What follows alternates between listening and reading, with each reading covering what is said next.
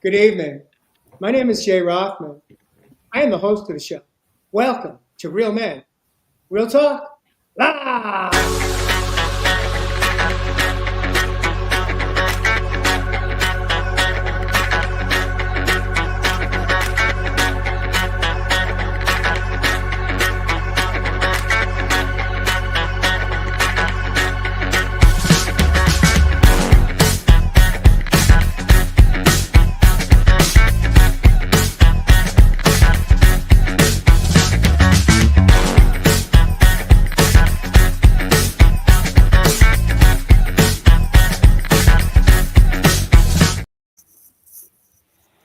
Welcome back, viewers, to episode 199, part 2. Last week, we had the honor to invite Kristy Scher into the studio to do a show all about deeply satisfying relationships. And we felt at the end of the show that it made sense to have you come back, Kristy, for part 2. And so I'd like to welcome you back to the studio. It is always such an honor to have a female join us on the show. And so welcome back to the talk show. Thanks, Jay. I want to also introduce Chris Morrison. Welcome back to the show, Chris. Infinite family, man. And of course, we have Kamalu. He's not sharing the studio screen with me tonight. What's changed? Well, what's changed? Kamalu, why don't you tell our viewers what's changed? Yesterday I flew back home to Hawaii, so that's where I'm at today. What town, what city are you actually in? Right now I'm in Captain Cook, south of Kailua Kona, on the big island of Hawaii, at a friend's kava lounge, actually. That's awesome. Yeah, in the back room. So what I'd like to do is just for our viewers that if you tuned in last week, welcome back to tonight's topic on deeply satisfying relationships. If you missed it, it's okay. You can always pick it up on replay on our YouTube channel if you subscribe there. All 199 episodes are on the channel under Real Men Real Talk Live. Viewers, if you should hear something that you like or love tonight, we encourage you to share it out with your own friends and family, making a difference. If we just touch one life over this time, then we've achieved our intention. And so tonight's topic is all about deeply satisfying relationships. And something that resonated with, that really struck me as I was listening to the replay one more time this evening, was something that was shared that I brought up around boundaries. And something that struck me that you shared, Kristy, in the last show was that you said something to the effect that in order to have the courage to set boundaries, you have to have a relatively healthy relationship with self-esteem, with your own self-esteem. And so let's kick the show off, and let's get the audience going here, and let's get the show going. Kristy, what does that mean to you? Can you expand upon that? What is why are boundaries, healthy boundaries, important in satisfying relationships, and what does block us from having the courage to set them? Why are we so hung up and fearful at times? That's a huge question. And I'll try to bring it in, just some sort of fundamental pieces. I think one of the reasons why boundaries are so hard to set is that we actually are confused about what boundaries are. Boundaries are actually something that are about what we need or want, or like there are yes, there are no about certain things. And we have boundaries and we set limits with other people. We are the ones who have to actually act on our boundaries. Other people don't honor our boundaries, or we honor and observe our boundaries. And I think that that's one of the things that makes boundaries really challenging. That it's not, I need you to do this. That's not a boundary. That's a demand. And what can make like healthy or like really clear boundaries hard is that it means I have to set a limit. And that means I have to feel entitled, like appropriately entitled, like a healthy entitlement. Sometimes entitlement can be sort of seen as like arrogance or assuming too much, but a healthy entitlement is like, I get to have a no about this thing or this thing, and I also get to honor it. And so it's boundaries are really about our relationship with our own needs and preferences, our own yes and no.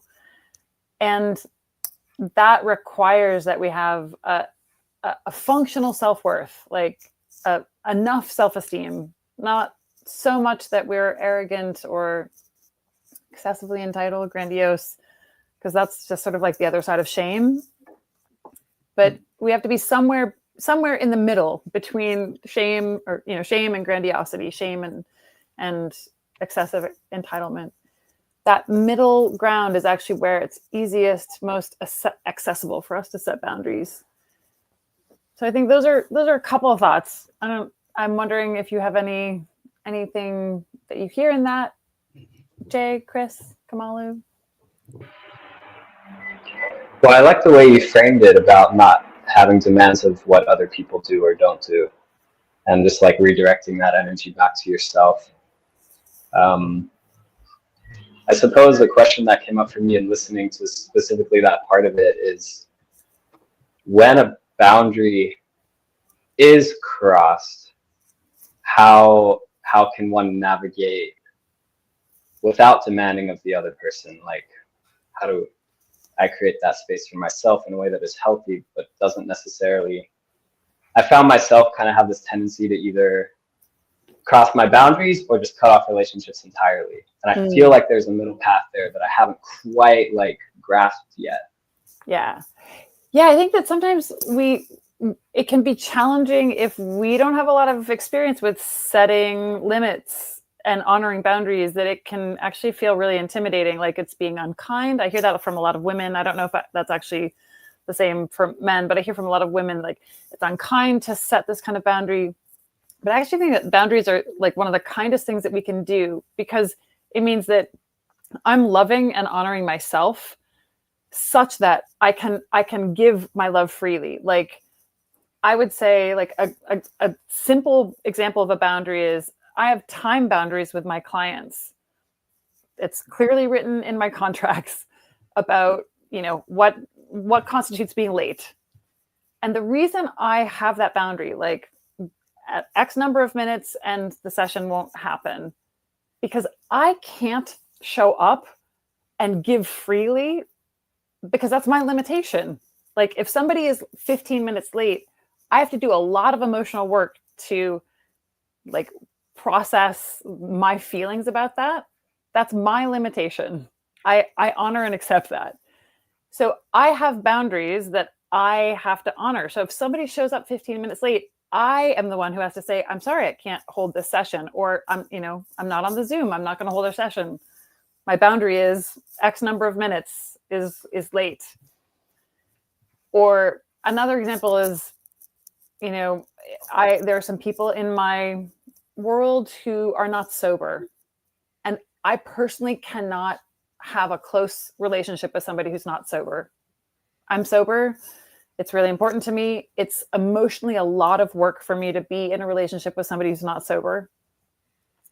That's my limitation. So when I say limitation, I'm not feeling badly about myself for it. I'm saying I don't have the either the mental or emotional capacity or willingness to do the emotional work to be in a relationship with someone who's not sober. It's not good for me.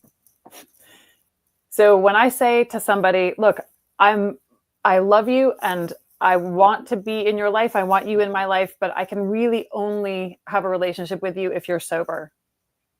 That is not me making a demand of them to get sober. If they want to get sober, that's their choice.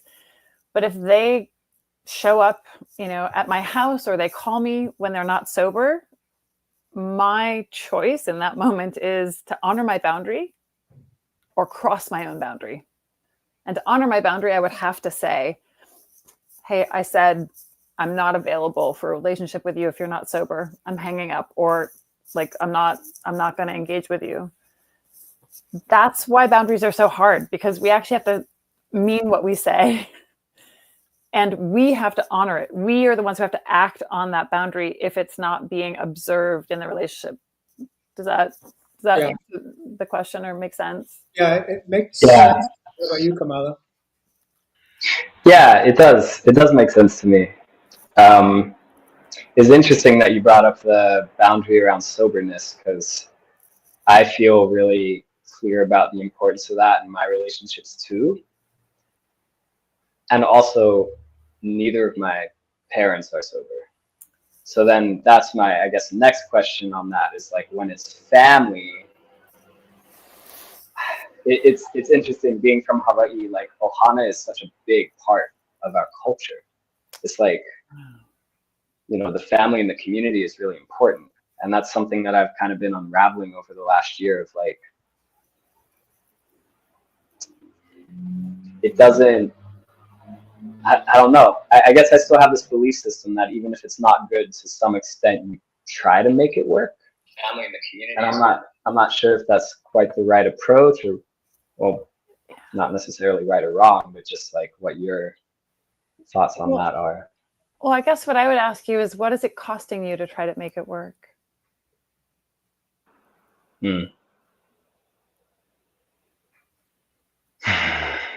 Like, what are you sacrificing in yourself?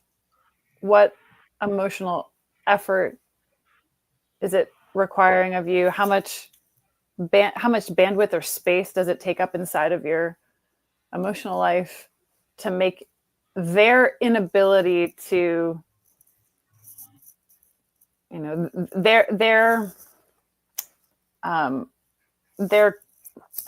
I guess lack of sobriety or their dis-ease, for lack of a better word, to make their dis-ease work for you. What does that cost you? Well, it's been teaching me a lot about this tendency I have to change my state of being in order to match other people. And it robs me of my inner peace, quite frankly. Yeah. So our boundaries are what enable us. So this is one, I don't know who said this, it wasn't me, but my boundaries are what enable me to be close to you while loving myself. So like I've actually had to put a lot of distance between me and certain family members. And it took years to actually get to the point where I could set certain boundaries. It took a lot of work on my self-esteem. It took a lot of work on my self-concept to be able to finally set boundaries that would enable me to stay in alignment with who I am, to honor my own values. Like my highest values are freedom, truth, and growth. Like truth is like honesty and integrity is so important to me. And it's something I attempt to practice every single day. And when somebody isn't able to be honest with me, that really compromises first of all, my sense of safety with them. And I think like I had to get to a place where I could value myself enough and really back myself to say, I'm willing to stand behind on my own side. I'm willing to have my own back before anyone else, even a parent. Yeah.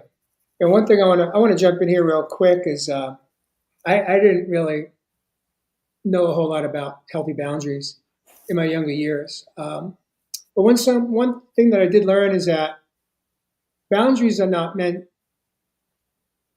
to feel like a punishment.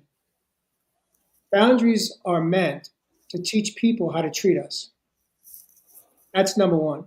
That's the first thing that I learned. The second thing that I do is a boundary without a consequence is just a threat. So it's really critical that when we set a boundary, there's a consequence for breaking that boundary.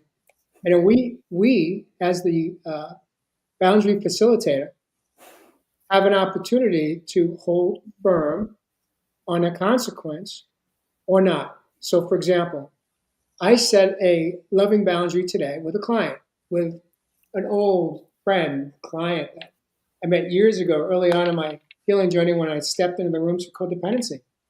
And I make it a practice of something as simple as making a phone call or video call to connect with somebody. I set a boundary up front with them. And I basically tell them how much time I've got. Now, it's my choice to hold firm on a boundary or to kind of relax it. In a situation that happened this morning, we hadn't been in touch since 2018 or so.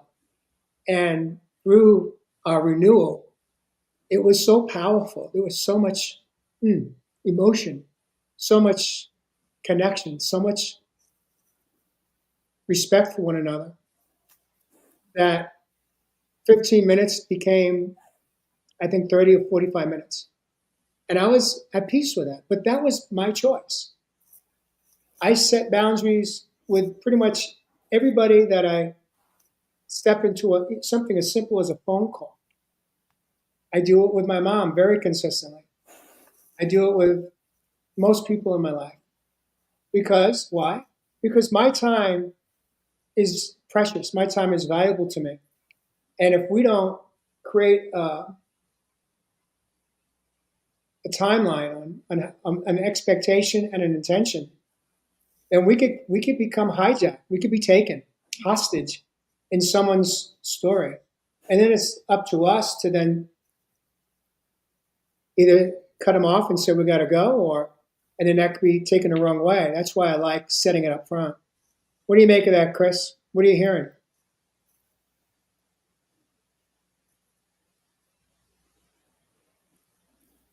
For me, yeah, so boundaries are all about my reaction to somebody's action and letting them know about it, right? It's what I'm going to do, how I'm going to act, how I'm going to react if this thing comes up.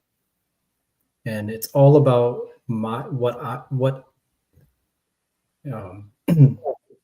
it has nothing to do with how I want them to change, how I want them to do anything. It's just, hey,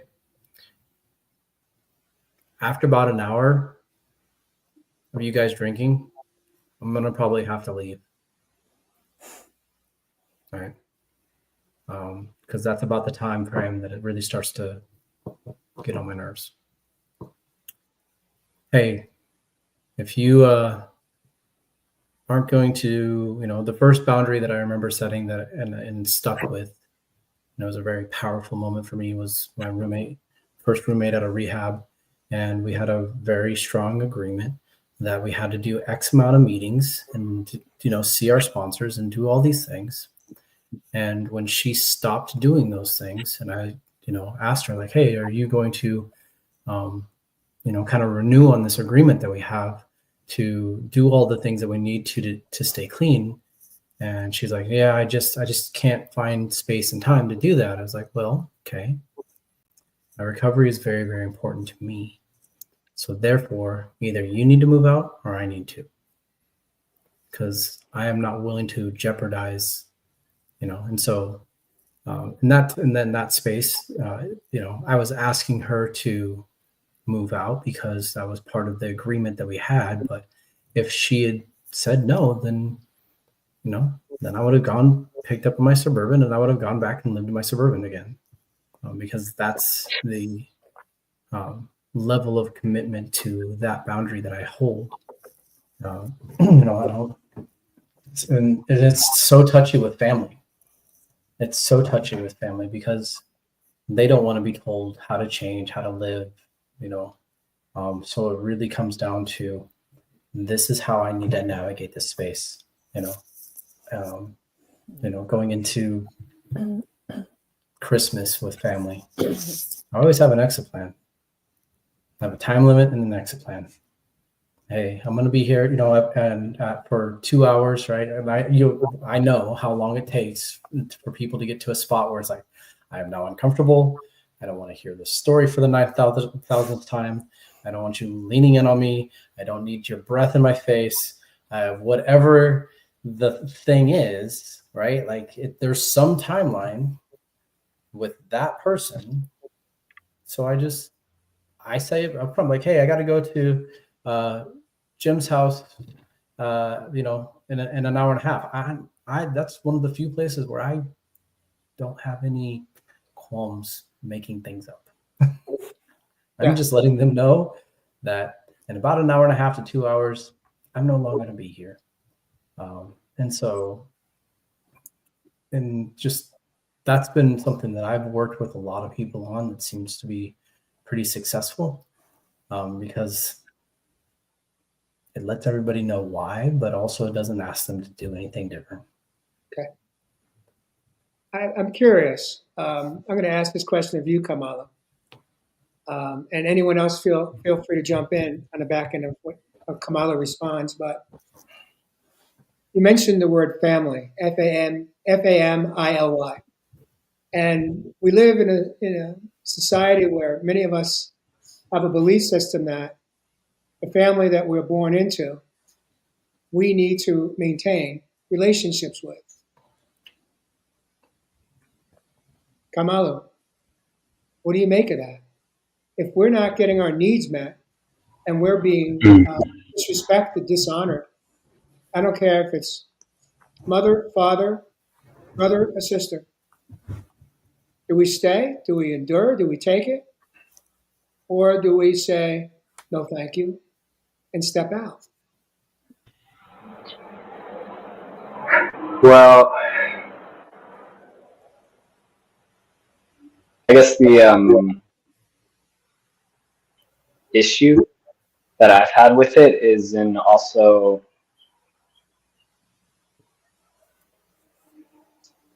like before I went traveling, I lived with my dad full time.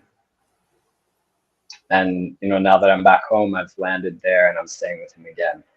So that's really where I struggle the most in my own mental loops around it, is like, well, they're also giving me a lot.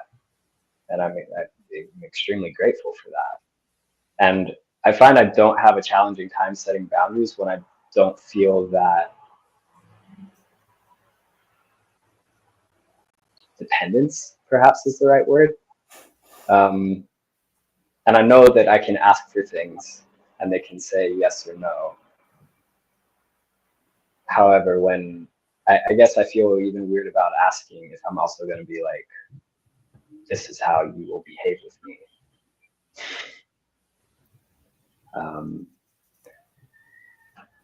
Yeah, that's my rough answer to that question. So what I just heard you say, if I may, is that's love with conditions. Or is it? Does it feel like it's conditional? It does a little bit.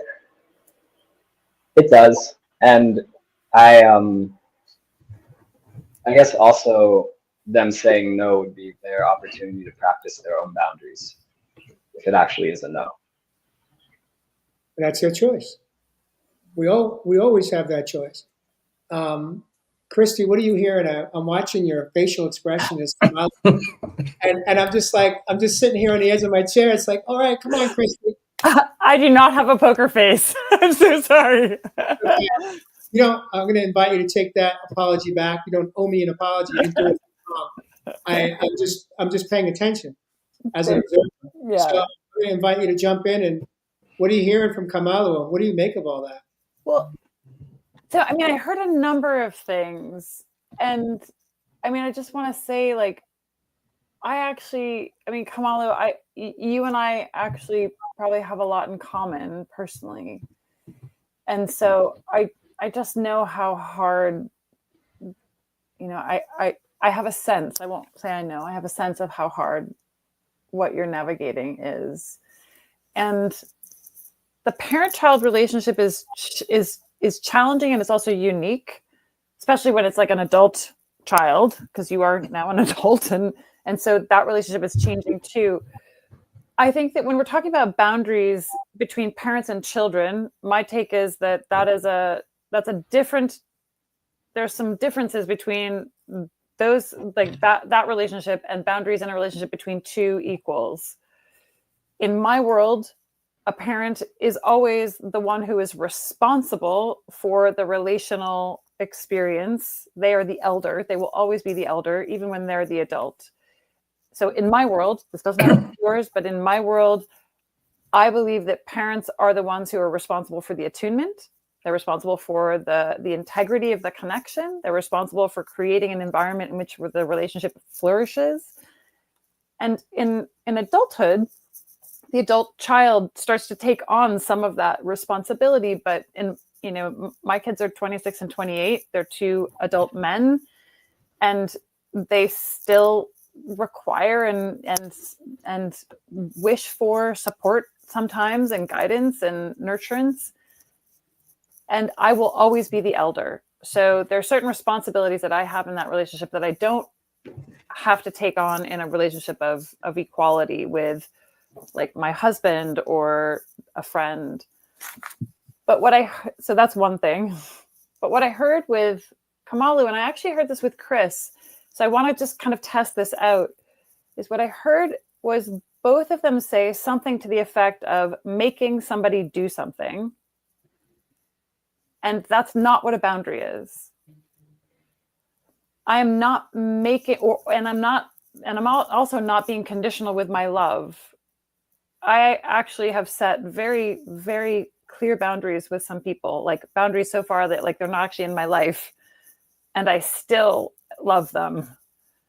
But their behavior is so toxic that I will not permit myself to be treated that way, because I love myself as much, if not more. So I think it's really important to understand that a boundary is not telling somebody to do something or not do something. It's saying, this is what I can do. This is what I can handle. Yeah. Like living with somebody who's not sober, that's really, really hard. And the cost for me might be so great because, I mean, I don't think I'm surprising anybody when I say this, but addicts use people and things. They tend to lie. And that is part of the malady of addiction. It's a spiritual malady. And they tend to be very difficult to live with. And so there isn't a lot of safety. And even when we set boundaries with an addict, they're not likely to tell the truth or honor it. You know, it doesn't mean they're bad human beings. Like I've spent many, many years in 12-step rooms. Many. I cut my teeth spiritually on the 12 steps. I came of age spiritually in the 12-step tradition. So I actually love recovered addicts, and I have a lot of affection for people who've gone through that process. But I don't trust addicts who are active in their addiction, and I protect myself with boundaries. And this is, I think, a piece of differentiation when I understand that I'm actually taking this action so that I can be the person I want to be in this relationship. And if that means that they aren't able to meet me in that place, then I actually have to grieve that and accept that. So I don't know if Chris and Kamalu, you that's what you're intending to say, but I was hearing a little bit of that. Yeah, no, that's definitely not my intention. It's, a boundary for me is something that I will do based upon how, it's me clearly letting you know, this is what I'm going to do. If this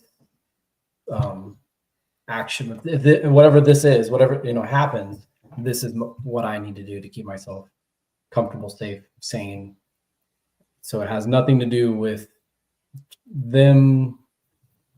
They don't want to change. They don't want to change. That's fine. But it's so, it's a very difficult thing. I was, acknowledging just the difficulty of the first time that I had to do that was, part of what I was trying to say there is like, that was really hard. And, I would have gone as far as going in to live in my car if I needed to hold to that boundary. I would love us to kind of chunk up to the part that we were talking about of like how our self-worth, right? Like we can't set boundaries, right? Like if I don't have that line of self-worth, if I don't have that ability to say that I am worthy, for me, it just came through just in a conversation just recently where somebody was like, you know, you need to do this and you need to do that. And I was like, hey, I can't operate with that line right now. I've got so many things. I was like, can we put that on the thing? And it was like, you need to do this and you need to do that. And I was just like, this is disrespectful. I've asked and you've now pushed through. And so I wouldn't have had kind of to come to that, like a year ago, 6 months ago, I would not have the self-worth. I would have just sat there and not said anything and just been like, okay. Like, I mean, I would have been upset. I would have been hurt. And it probably would have come out as anger or detachment. It probably would have come out as detachment, like pushing somebody away down the road instead of just being a strong stand for myself and being like, this right here is not something that I can do. And so, yeah, I would just like to kind of like look at that, because I think that, just boundary, that's all. I'll leave it there. Let's do that. We spent a significant amount of time on this one piece, and what I'd like to do is shift gears here. And here's the next question I want to propose out here for you all. How can we raise our sons and support our men to have great relationships, healthy, great relationships, in which they feel loved and feel capable of loving well, 100%?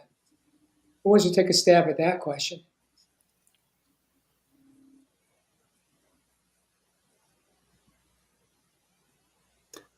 I think the thing that, that I'm learning to teach to the boys is their wants are not a threat to humanity.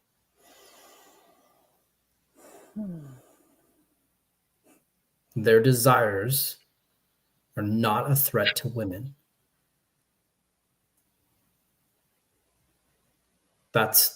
For me, that's how I've felt since I was in my late teens, is that my wants and desires are a threat to females in relationships. And like, how do I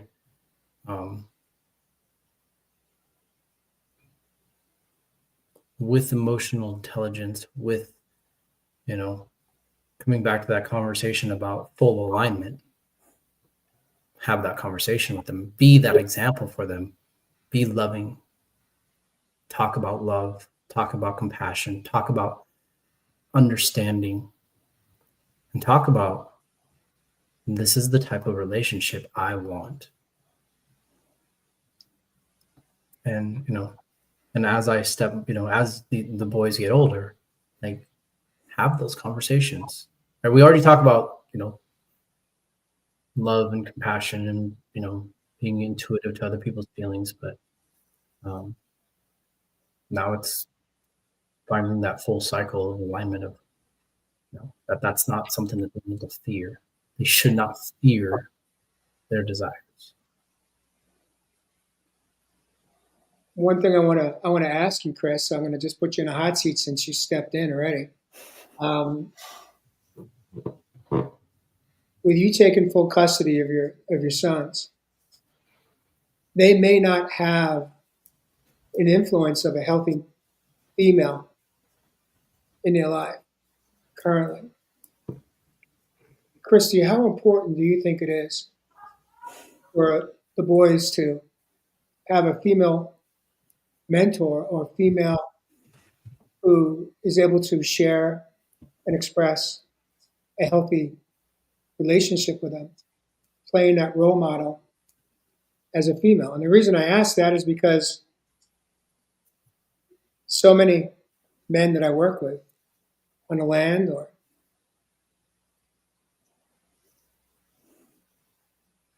they're in relationships where their partner is turned into their mom. Meaning, it's the tone, it's the rolling of the eyes, it's the hand on the hip, it's it's all of it. Where as an adult man, we can easily get trapped in that rabbit hole where we feel like we're being scolded and talked to the way our moms did it when we were children. How can we break that cycle as men and women so that we don't find ourselves in that trap in the most intimate relationships in our life? Yeah. I mean, this is like these are things that, like, you probably mentioned like 5 or 6 things that we could just unpack one of them, and we could take us a couple hours. It's okay. I'm not going anywhere tonight. We can go OT tonight. I think Boys are fed. They know how to brush their teeth. We're good. I think the first thing is that I think that we all very deeply need both a mother and a father, or a mother figure, like consistent, like a mother figure and a father figure, consistent, present, like ongoing. I think just as women can have a mother wound, or in the words of Kelly McDaniel, who wrote the book Mother Hunger, who I've studied and mentored with, women can have a mother hunger, but also men can experience mother hunger, meaning inadequate, inaccurate, or inconsistent nurturance, protection, and guidance that comes from a mother. Because that is really, Kelly's work describes maternal love as nurturance, protection, and guidance. And that is what a mother does with a newborn and with her young children. And I mean, that is actually still what I do. Even though my sons are grown, I still function in that way with them, because they are continuing to grow in the world and expand their experiences and understandings of themselves and life and creation and relationships. So I think that both a mother figure and a father figure are essential, and it needs to be durable. We all long for that belonging, and it comes through those early caregivers. And what I hear and what Chris was saying about, I'm actually really curious, Chris, about more, if you're willing to be more specific about, like, that my desires and my wants aren't bad, because I think in a culture of oppression, which is what patriarchy is, in a culture of oppression where, there's a power differential that is not shared. Power is not evenly shared in patriarchy, which means it's a power over dynamic.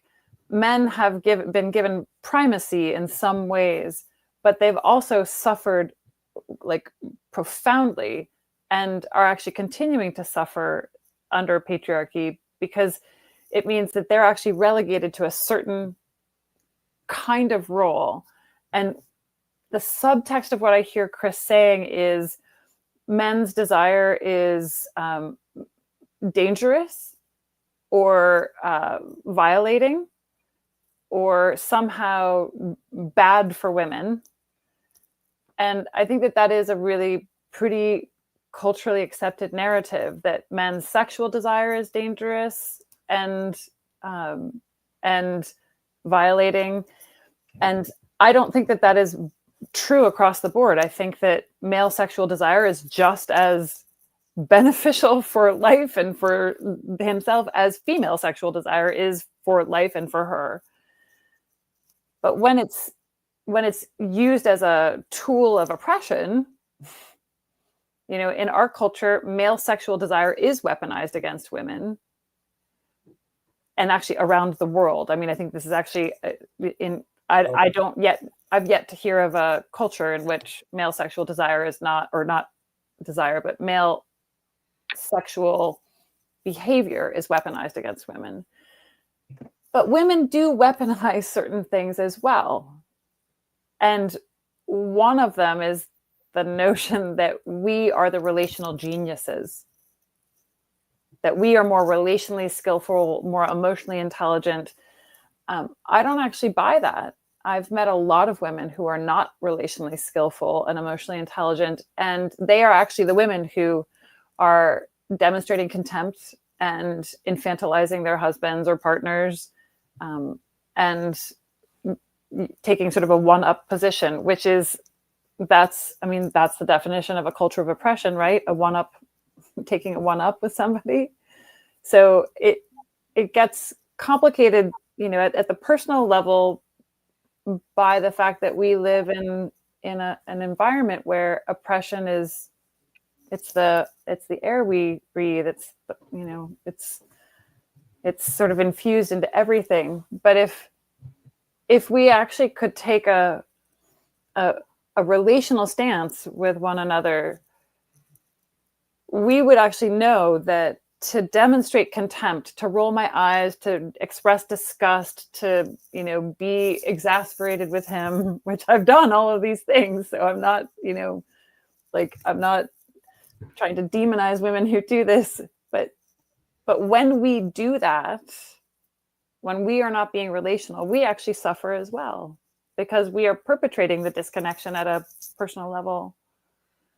We are behaving in non-relational ways, and we can't not suffer from that. So to go back to Chris's piece,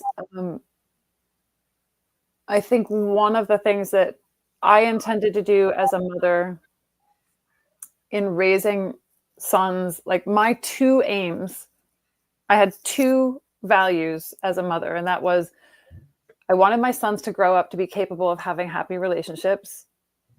And I wanted them to be capable of creating in the world in some way that was meaningful to them. And anything else that happened, whether they liked me, whether they wanted a relationship with me, didn't actually matter. Like, I actually had to make this choice as a mother that I wanted to raise them to be capable of those two things. And if I did that, that was all the, that was like as good as it was going to get. Can I interrupt you real quick? Can you repeat those two things again? I'd really like to receive it right here. Yeah. I wanted Isaac and Gabriel to grow up to be capable of having happy, loving relationships that felt good to them. And I wanted them to be capable of creating in the world in ways that are meaningful to them. How old are they now? Isaac is 28 and Gabriel is 26. And as a mom observing, how well did you do in execution? I am super freaking proud of those men. Like, Do they know it? oh, they know it. Like, I, kiss their cheeks and tell them I'm proud of them all the time. And yeah, I mean, my husband's mother died this last week, and we came out east for the funeral, and my older Isaac lives in New York City. And so I got to observe Isaac and I mean, they hate it when I talk about them publicly, but I'm going to just crow for a moment because I'm a mama. Well, because I asked, so you have full permission now. But I watched Isaac with his dad at the funeral of, his dad's mother. And I was so incredibly proud of how, like, Isaac was tracking his dad, not in a caretaking way. It's like you could see he was keeping an eye on him, making sure that he was like doing okay. He was physically close. I was just really proud of him. The way that he comported himself. I mean, my husband did not have a great relationship with his mother, so it was not the easiest of scenarios. And Isaac was just so, I don't know, I just think of, like righteous, like in the sort of like righteous dude kind of way. Well, Like, what I'm hearing you say, if I may interject, yeah. is what you witnessed is your son expressing and showing compassion for his dad, who just, regardless of how his relationship with his mom was in later years, it still was his mom. She still most likely birthed him unless she was adopted. And and I think that's one of the greatest gifts that we can give to our children is teach them the true essence of compassion. And that's a word that's so loosely used in modern society. Because unless you've come from a home where you were taught compassion, it's very difficult to learn what compassion can feel like. It is an actual, at least for me, it is an actual feeling that doesn't come from my intellectual mind, it comes from my heart. Yeah. And compassion is such a beautiful way to share and show your love for someone that's in pain or suffering. Yeah. Whether it be emotionally suffering, physically suffering, spiritually suffering. Yeah. So the word compassion, the word passion comes from the root word pathos, which means to be capable of deep feeling. And the com means to feel deeply with, or passion, passion of Christ, the suffering of Christ. So compassion means to either suffer with someone or to feel deeply alongside of them. And that's what I witnessed my son doing, which is what made me so proud.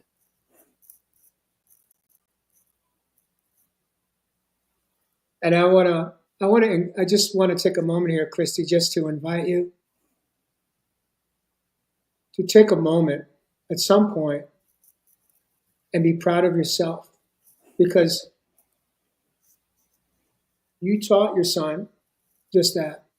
And it's okay, not from the egoic perspective, but from the heart-centered perspective, to really acknowledge yourself. And it's okay to take a moment or two. It's not about giving yourself a pat on the back. It's literally being proud of yourself, because being a parent, I don't know what's more difficult. Is it more difficult to be married in an intimate relationship, or is it more difficult to be married and raising children and raising the actual children? And we could debate that all night long, as Lionel Richie once said. Right? Yeah. I mean, I think that I've always felt that relationships are the hardest thing that we will ever attempt to do well. And for me, parenting and marriage have been the two of the most profound, engines for personal growth in my life. And it is actually hard for me to take in what you said, Jay, because there's a period of my life where I was actually I guess abusive is probably the easiest word, abusive mother. I raged, I screamed, I was probably frightening to my children before I got sober.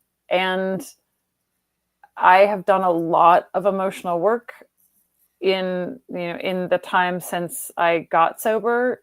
It was not a long period of their life. It was, really 5 or 6 years. And but I still carry a lot of regret, and I will be living my amends for my life.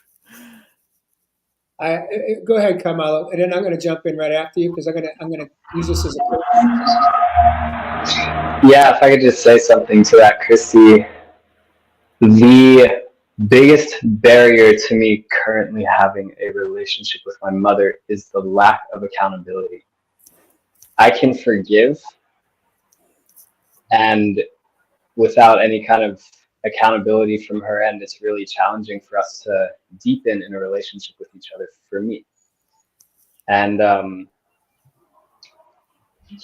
know we all have missteps, and I think your sons probably recognize that too. And especially when they have their own children, they'll come to realize that it's not the easiest job in the world. But the fact that you even feel that way about it says a lot about who you are.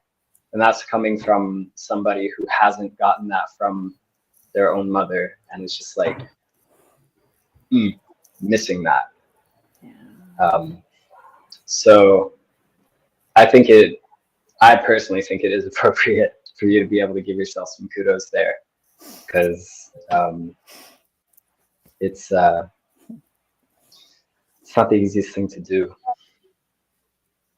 We talked about compassion in this segment, and the most important relationship with compassion for all of us to embrace is self-compassion. And and and one of the ways that I have really embraced self-compassion in my own life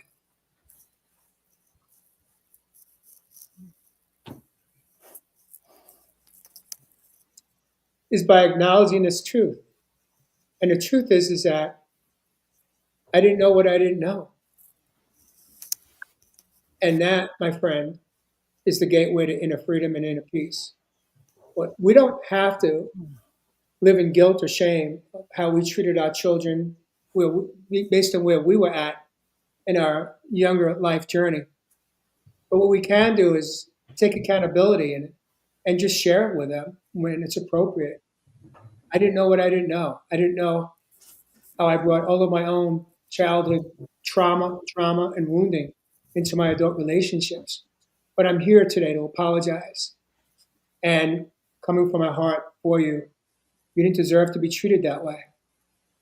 But it wasn't anything you did. It's that I didn't know what I didn't know. I didn't know how inappropriate I was at times because I was a hot mess. And that's pretty much how I made my amends to my children, to my adult children. And whether they heard that or not, that's on them. But that's how I cleaned up my side of the street, as they say, in the 12-step rooms, is take accountability and acknowledge it. I didn't know what I didn't know. I didn't know that all the things that I experienced in my youngest years, how it had impacted me. And I carried it right into my adulthood. And now we get to clean it. We get to own it. We get to take accountability, not coming from shame or guilt, but coming from truth. And that's, to me, is the greatest gift that we could give our children. One of the greatest gifts. And loved ones that we may have hurt. How's that resonate with you, Kristy? I think, frankly, I didn't know what I didn't know could be a very deep spiritual practice. Like if we really sat with that, not as something like, oh, it's easy to say. Like it's actually easy to say it. It is not actually easy to get it all the way into like the soma. I think the thing that happened for me when I got sober was it took me a couple of years. Like the first year I was angry and I didn't know it. The second year I was angry and I realized it, but I didn't know how to stop it. And the third year I was like angry and I could just barely hold on from acting it out. It took me many years, and probably by the fifth year in sobriety, I started to ask myself, well, what is a need? Like, do I have, like, how do I know how to get my needs met? Like, I didn't think I even knew what my needs were. And that's when it started to dawn on me that I came into mothering with such profound deficits, and they played out right in front of me through my behavior with my sons. And that was really painful for many, many years. And the unfolding, through my own personal growth and working on becoming somebody who they would want to have a relationship with in their adulthood, like that was a pivotal realization when they were in their like mid-teens, was I had better figure out how to become the kind of person they want to have a relationship with in their adulthood now, because at some point they will have a choice. And I'd had the experience of really both parents that I chose to not have relationships with ultimately. And I think, Kamala, you said it, a lack of accountability is actually leaves a profound, I'm going to use the word wounding, but it might not be the right word, but I think it leaves a really, an aching, open wound in a child. And I've experienced that myself as a child. And Distrust. Accountability is what makes it possible. Like that's the bridge that makes it possible for us to develop safety, and that safety is what makes trust possible, and then trust is what makes it possible to rebuild a relationship.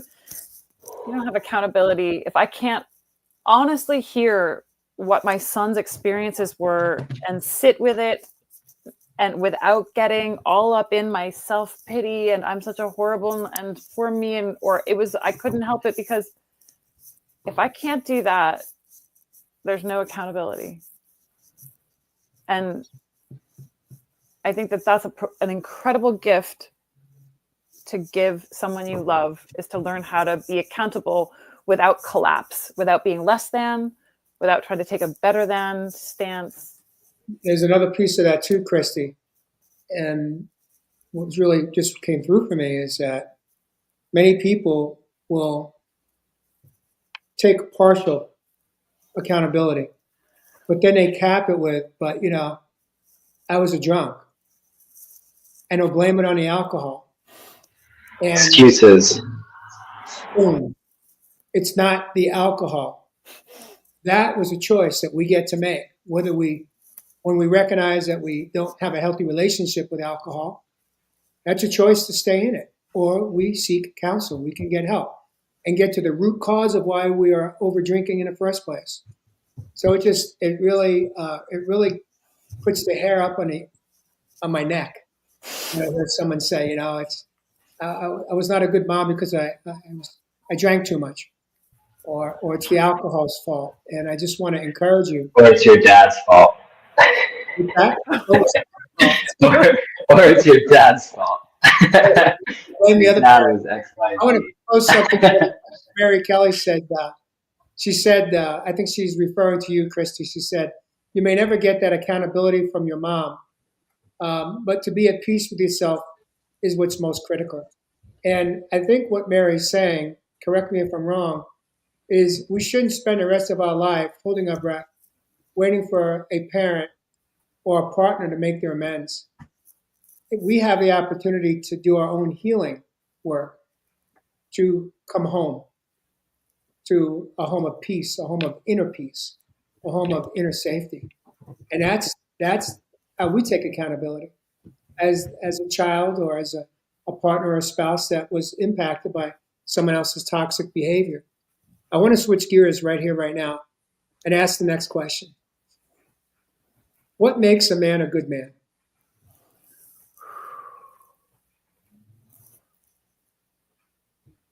Who wants to take a jump at this one?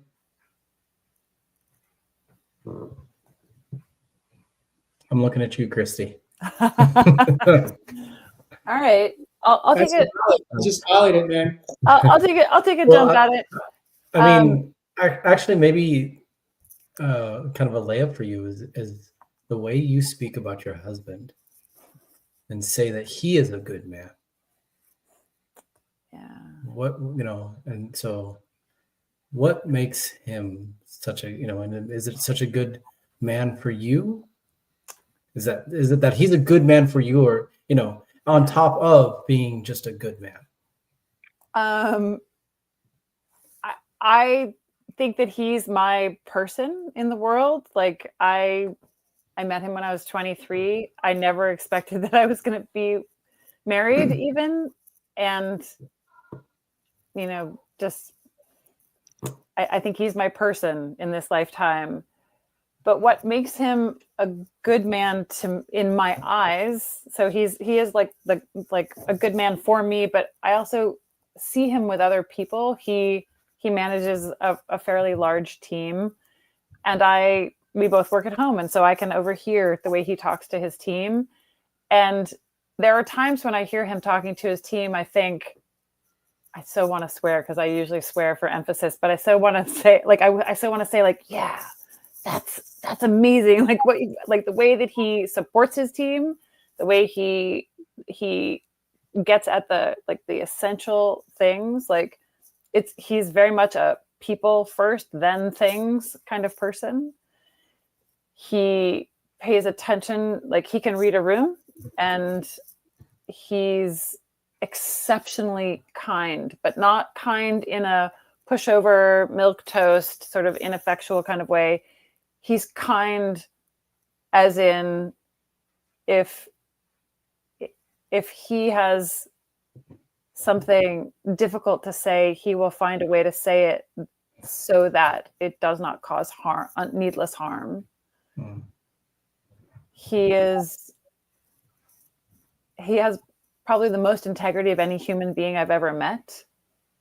Like, will not lie, but also will not, again, needlessly harm somebody with his truth because he wants to say it,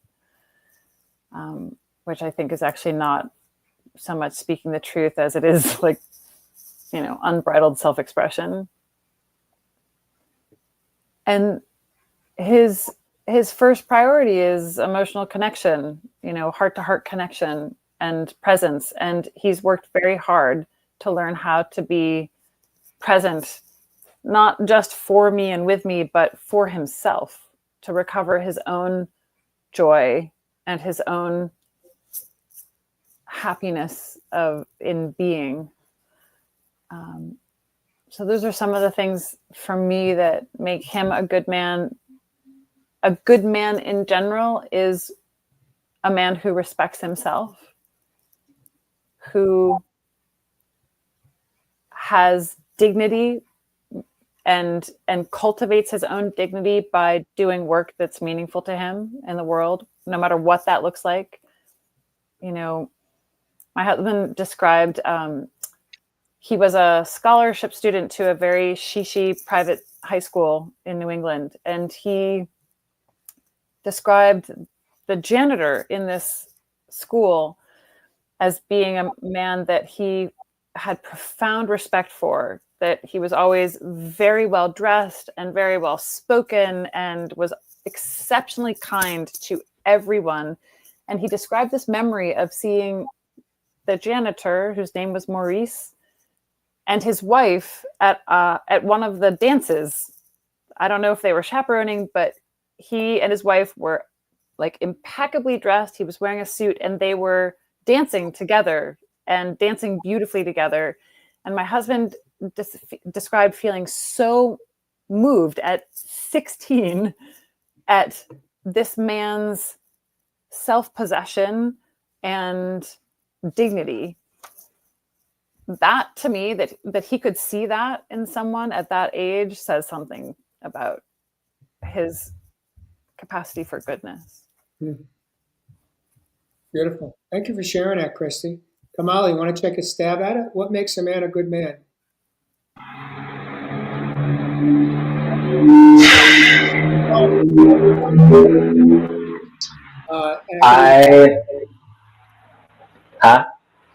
Go ahead. I feel like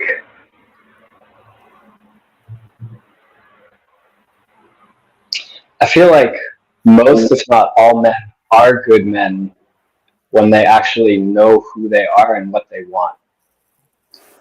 I firmly believe that humanity is inherently good, men and women, and that there's a degree of cultivating it, but it comes from really remembering who one is first and then choosing to build a foundation from that place. So like Kristy talks about doing work that is meaningful to them. This is something that I've been learning over this last year, is like, and Chris kind of spoke to this too, of like, my innate desires are God's desires, are the desires of the world, and there is a place for it. The fact that I feel it means that there's a place for it. The place where it gets tricky is in being able to discern the difference between what is a desire based from programming and what is an innate desire of mine that comes from my soul.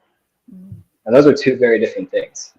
So I would say people who haven't yet rekindled that connection to their soul probably don't embody a lot of those qualities of what it means to be a healthy man, of what it means to be a good man.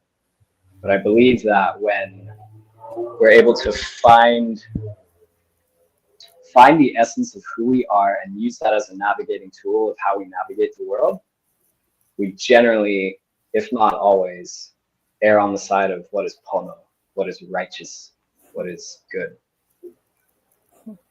Beautiful. I like that, Kamala. Chris, what makes a man a good man?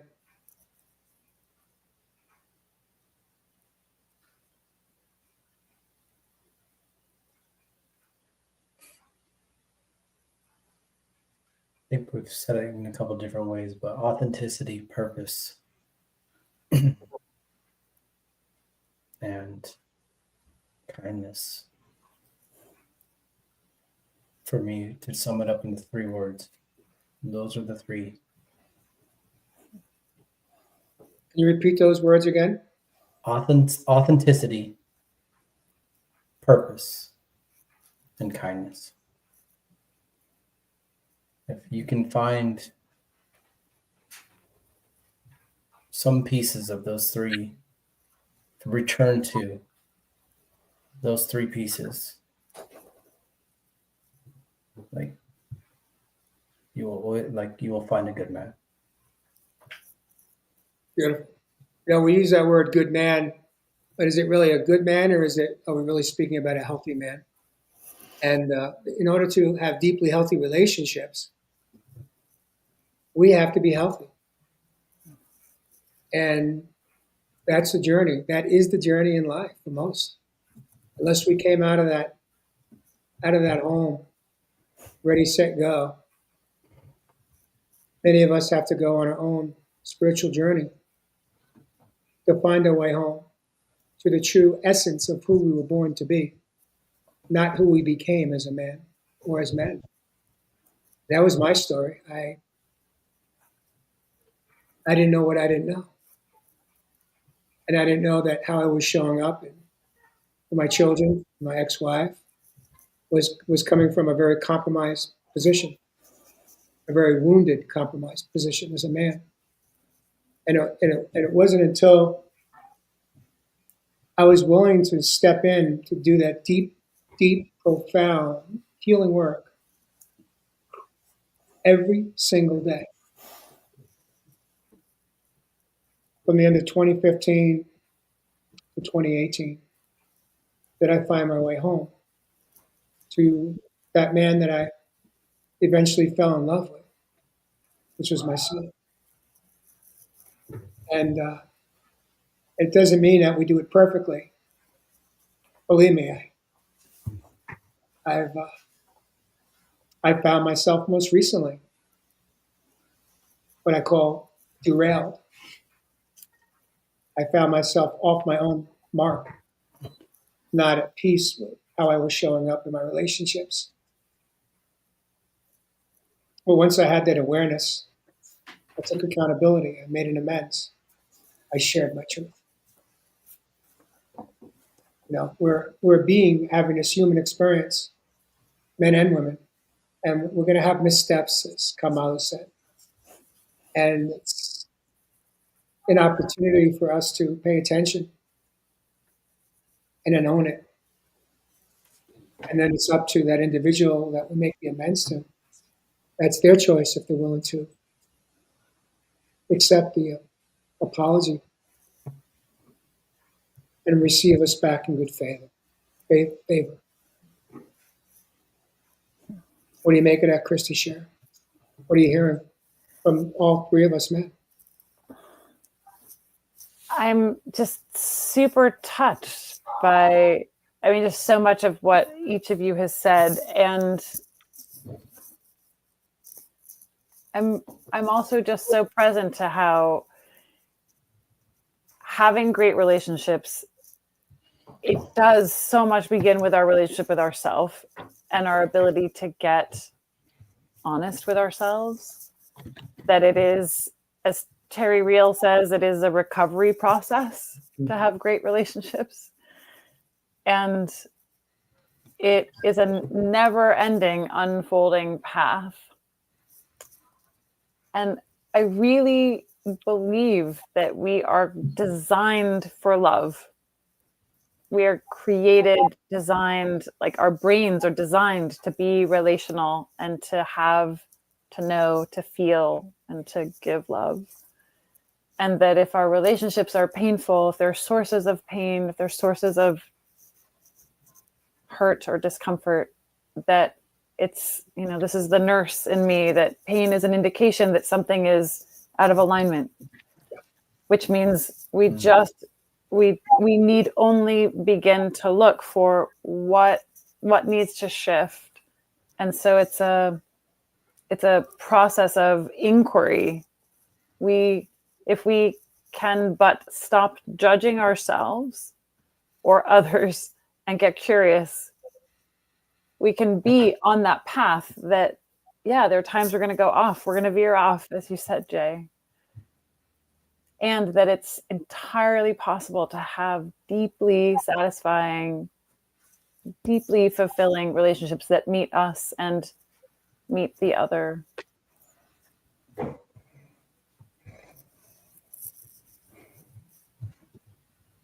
Beautiful. I'm curious, as we're an hour and 10 in, is there any piece of the puzzle that we haven't uncovered or discovered over the part 2 and part 1 that you would like to bring in to the conversation, Kristy or Chris or Kamala, as far as men and how to have deeply healthy, satisfying relationships?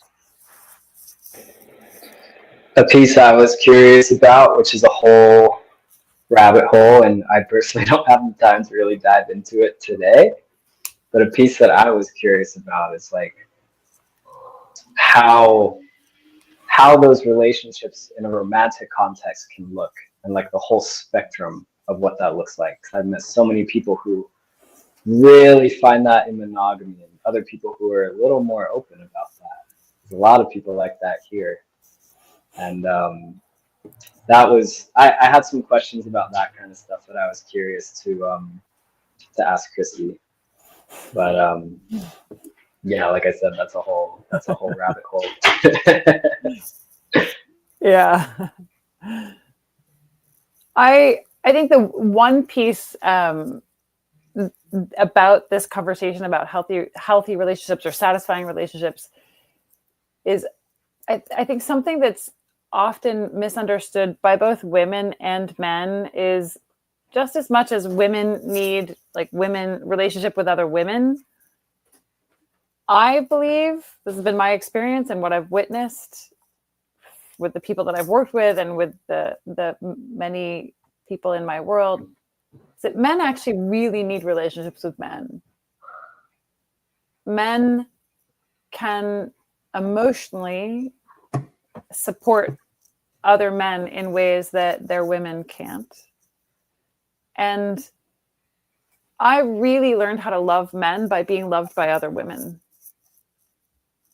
And I have observed many men who have strong, emotionally engaged relationships with other men tend to be men who love women well. There are ways that other men can teach men that women cannot reach. There are things about being a man, just as there are things about being a woman, that someone of the opposite sex just cannot really fathom. And so I would strongly encourage men who want to have great relationships to really seek out other men, and particularly seek out other men who have what you want, who have the kind of relationship you want. I firmly believe in the 12-step adage, find a sponsor who has what you want and ask how it was achieved. Get thee to thy men and learn how to be deeply relational with other men. It teaches men about themselves, and it helps them to love and cherish themselves, to have that dignity and integrity and authenticity that Chris was talking about.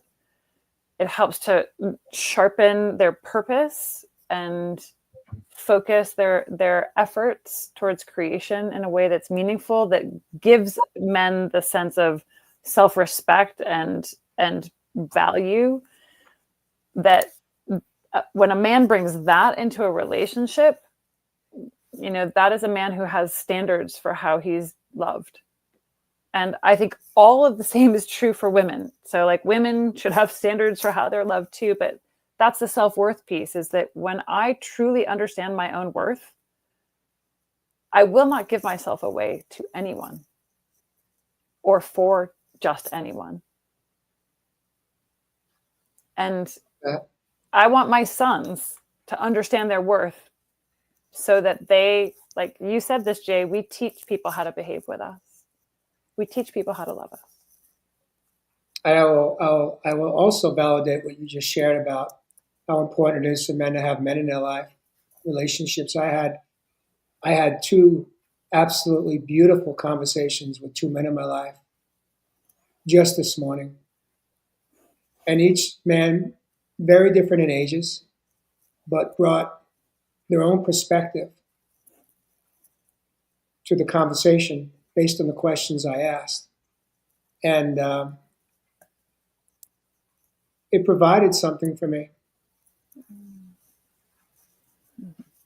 Because, as brilliant as we are and as smart as we may think we are, unless we've experienced everything possible in this lifetime, why not lean into others that may have had an experience that we haven't yet, or that's literally knocking on our doorstep, and being able to listen, pay attention, receive it here, not here, because this is what we are trained as men to do. And it's overrated. And so, what I will also share is that I have women in my life today that I have very, very deep, profound, healthy relationships with. And I find that also very, very helpful, because women will have different perspectives. But the key is in order to have those kind of relationships, if you are in a committed relationship, your partner has to trust you. And they have to feel safe with you having these kinds of relationships. And thankfully, I've been with a partner for 9 years that has trusted me, and I have not given her a reason not to with other women, because I've been committed and committed in that relationship. And so I think it's important for us to nurture both relationships with men and women, because each bring a different perspective in life, if it's possible. Anything else come up for any one of you that you want to throw out there? Kamala, do you feel like your question was answered? I believe as much as it could be tonight. Yes. Okay. Yes. For those of you, again, that maybe jumped on late, Kamalu and I are not in the same studio tonight. He made his way home after coming up on a year of not being home in Hawaii. He found his way home to Hawaii last night. And so welcome home, Kamalu.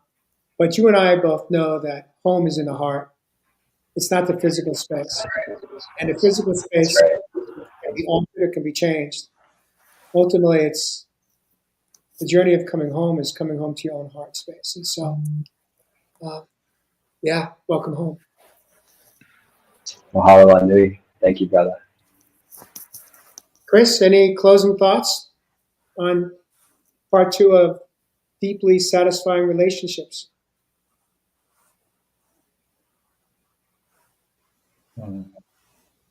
I think at this point, this is definitely a conversation that we could have several hours at, but I've gotta stay in move into a complete spot at this point in time. Just so yeah, there's so much more that we could explore, but just a point in time for me where I've gotta. Yeah, I would just say I appreciate it. I really appreciate this conversation. It's been really powerful for me. Beautiful. Kristy, closing thoughts? Closing words? This was just such a pleasure. I loved every bit of this conversation and the last one. Thank you so much for having me. Viewers, well, first, before I go there, it was an honor to have you join us for the last two episodes, and perhaps you'll come back in the future. But in the meantime, I do want to thank you for showing up, especially with the circumstances at which many guests would have canceled under the circumstances of what you and your family's going through right now. My deepest condolences to you and to your husband and to your family members. And just do me one favor, please say hi to New York for me. I will. And with that, viewers, if you heard something that you liked or loved, please share it out with your friends and family. And we hope to be back next week on a fresh, brand new episode. And in the meantime, I think we could call it a wrap. You feeling it? Yes. Sounds good. Yeah, let's do it. Viewers, once again, I want to thank each one of you for joining us on Real Men, Real Talk, Live!